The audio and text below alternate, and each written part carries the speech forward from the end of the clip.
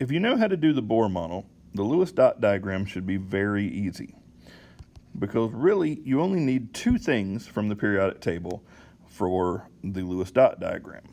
And that's going to be, you need its symbol, atomic symbol, and its location in the correct group, because groups are very alike, and that's how we'll do the Lewis dot for all of these.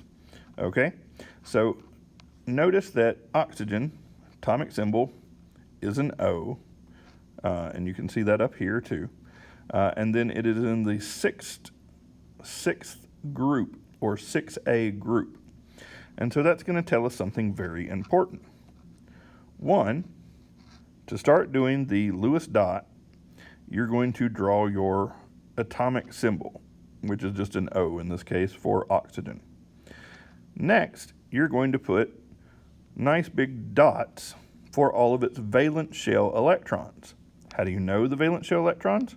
Because we just said that it was in the sixth column, 6A, and all of the elements in that grouping, that's why we call it a group, is going to have 6 valence shell electrons. And if you remember, I told you to go ahead and start practicing putting them in pairs.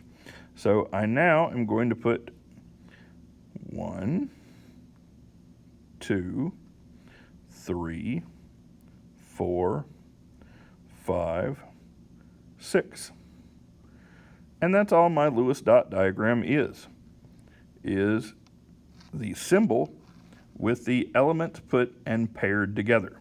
Some people will go ahead and put a little slash to show that the electron pairs are paired off, because this means we know there's 2 openings for electrons then.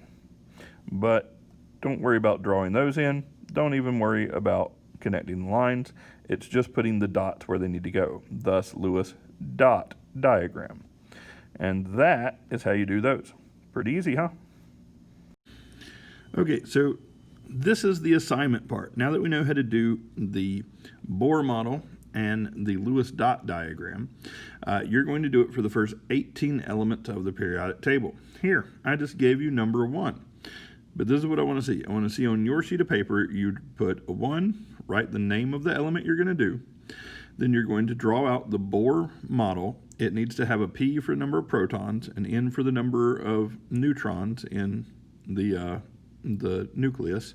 And then you need the proper number of rings that it has and the proper number of electrons on those rings. Notice there's only 1 on hydrogen. Then over in a space beside it, you need to draw the Lewis dot diagram, which is just the atomic symbol, and the number of valence electrons. Remember, they're paired. The most that you're going to put on here is 8. So there'd be, you can have 2 on this side, 2 on this side, 2 on the top, 2 on the bottom, but the most you would have is 8 for any one element. It's just that outer shell, the valence shell electrons. Okay, you're going to then do that for every one of the first 18 elements. So after I did this with number 1, I then would want to need to go second element. Oop, don't want to raise all of that. Helium.